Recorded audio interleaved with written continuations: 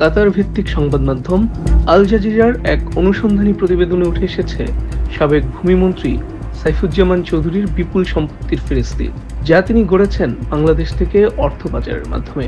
নিজেদের ইউটিউব চ্যানেলে the ministers millions নামের প্রতিবেদনটি প্রকাশ করে আল জাজিরা। সেখানে দেখানো হয়, সাবেক ভূমিমন্ত্রী সাইফুজ্জামান ছিলেন ক্ষমতাচ্যুত শেখ হাসিনার খুব কাছের মানুষ। দেশ থেকে অবৈধভাবে দুবাইয়ে অর্থ নিয়ে যেতেন, এরপর সেই অর্থ যেত যুক্তরাজ্যে, সেখানে বাড়ি কিনে আবার চলে আসতেন দেশে।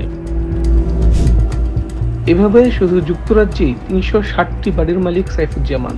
এর বেশিরভাগই বার্কলি গ্রুপের মতো শীর্ষস্থানীয় নির্মাতা প্রতিষ্ঠান থেকে কেনা। বাড়িগুলোর বর্তমান বাজার মূল্য $৩২ কোটি। বাংলাদেশি টাকায় এই অর্থের পরিমাণ দাঁড়ায় ৩,৮২৪ কোটি টাকার বেশি। এছাড়া যুক্তরাষ্ট্র ও দুবাইয়েও বিপুল সম্পদ রয়েছে তার।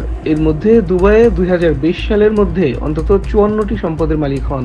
যুক্তরাষ্ট্রে তার ৯টি বিলাসবহুল অ্যাপার্টমেন্ট রয়েছে। অ্যাপার্টমেন্টগুলোর মধ্যে নিউ ইয়র্কের অভিজাত এলাকা ম্যানহাটনে ৫টি ও নিউ জার্সিতে ৪টি।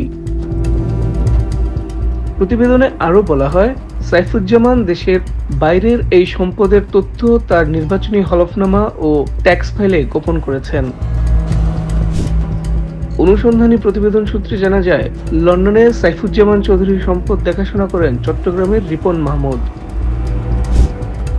এই রিপন সম্পর্কে সাইফুজ্জামান চৌধুরীর বক্তব্য হলো, লন্ডন ও যুক্তরাজ্যের সব সম্পত্তি রিপনের মাধ্যমেই তিনি কিনেছেন। রিপন তার প্রধান লোক, তিনি তার ভাইয়ের মতো।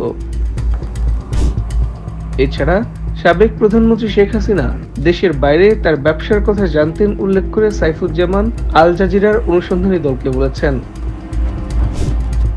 আল জাজিরার প্রতিবেদনে বলা হয়, বাংলাদেশের কর্তৃপক্ষ সম্প্রতি সাইফুজ্জামান চৌধুরীর ব্যক্তিগত ও ব্যবসায়িক ব্যাংক অ্যাকাউন্টগুলোতে লেনদেন স্থগিতের নির্দেশ দিয়েছে। সাইফুজ্জামানের বর্তমান অবস্থান অজানা, তবে বাংলাদেশ ছেড়েছেন বলে সাম্প্রতিক একটি কথোপকথনে তিনি নিজেই উল্লেখ করেছেন।